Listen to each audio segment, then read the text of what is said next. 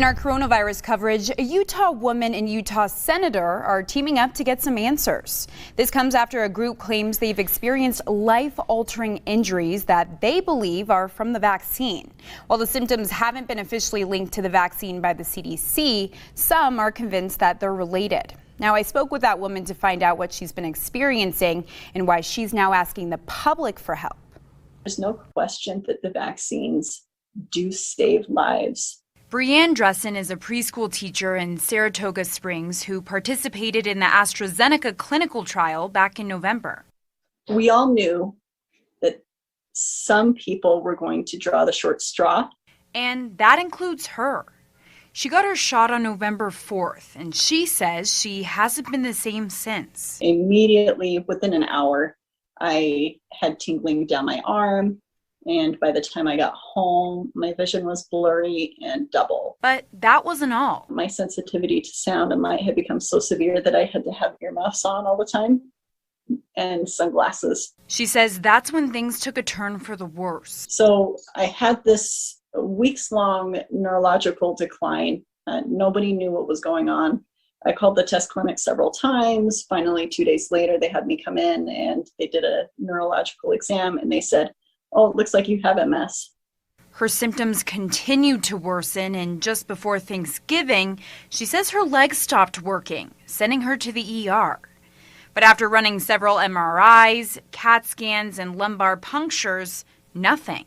I spent the next several months of my life trapped in my room by myself, completely alone and in silence. Even the sound of my husband's pants swishing was too much for my ears.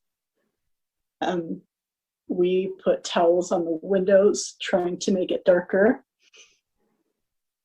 And it was a nightmare. No answers, no relief, no hope.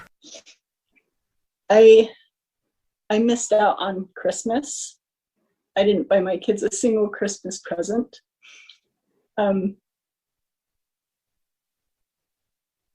I've missed out on months of their lives. She spent months teaching herself how to walk, eat, and form sentences again, all while she traveled near and far to try and get some answers.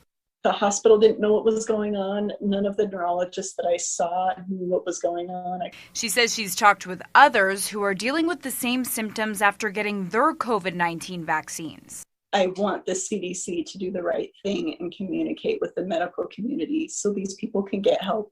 And while she calls herself pro-vaccine, she believes the people who are injured are being left behind. We absolutely can have the vaccines and we can take care of the injured.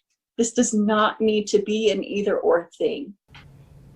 While Dressen was at a research institution in Washington, D.C., she met up with Utah Senator Mike Lee to voice her concerns. And after explaining everything she and others were going through, he, along with Wisconsin Senator Ron Johnson, agreed to write a letter to the CDC and the FDA demanding some answers. Now, in that letter, they asked for a response to each of the 6 questions they wrote out no later than this coming Monday.